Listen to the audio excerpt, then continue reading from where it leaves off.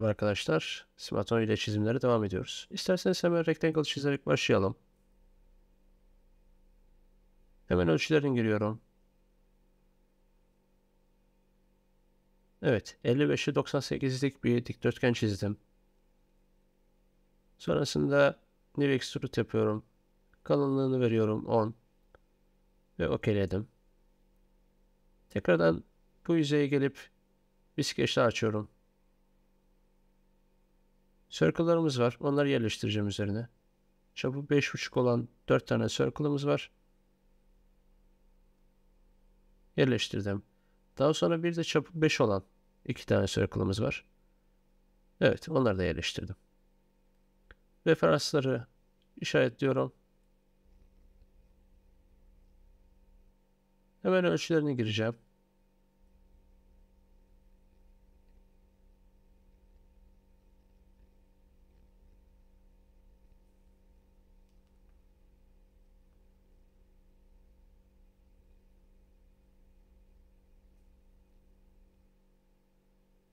Şimdi iki merkez arası verelim.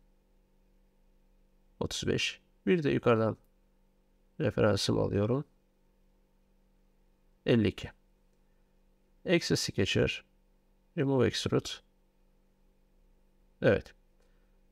Daha sonra önceden de yaptığımız gibi bir civata kafası boşluğu oluşturacağız. Onun için referanslarımı veriyorum. Daha sonra tekrardan circle çiziyorum buraya. Çapı 10 olacak.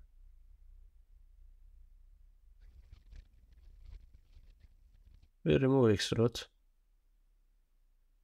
Derinliğimizi girdik 5. Evet arkadaşlar, bunu da hallettik. Şimdi köşelerde chamfer'ımız var. Hemen onu da yapalım. 10 olacak burası. Bu da tamam. Şimdi sağ tarafta bir boşaltma var. Hemen buraya bir skeç daha açıyorum. Ve oraya rastgele bir rectangle çiziyorum. İşte buraya.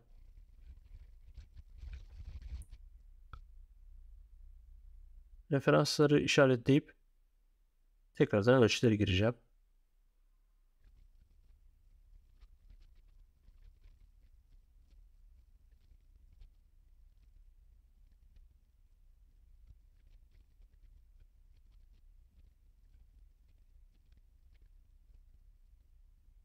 Burası 6.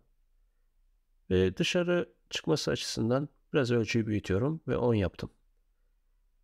Seçtim bunu. Remove Extrude. Yönünü de çevirdim. Evet. Şimdi bu boşalttığımız tarafa, bu yüzeye bir skeç daha açıyorum. Çünkü orada iki tane circle'ımız var. Çapı 4,2 olacak. Evet.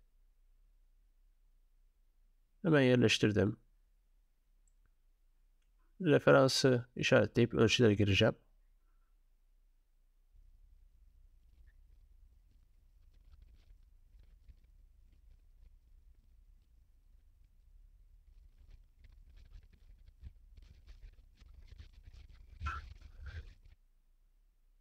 Bunu da Remove Extrude yapıyorum. Derinliğimiz 10 olacak.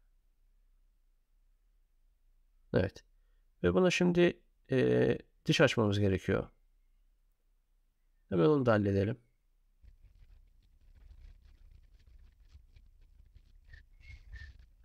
Evet. Ve bu da tamam. Evet arkadaşlar. Çizimimizi bitirdik. Şöyle bir bakıyorum. Bir eksik var mı diye. Yok. Umarım faydalı olmuştur. Bir sonraki çizimimizde görüşmek üzere. Kendinize iyi bakın arkadaşlar.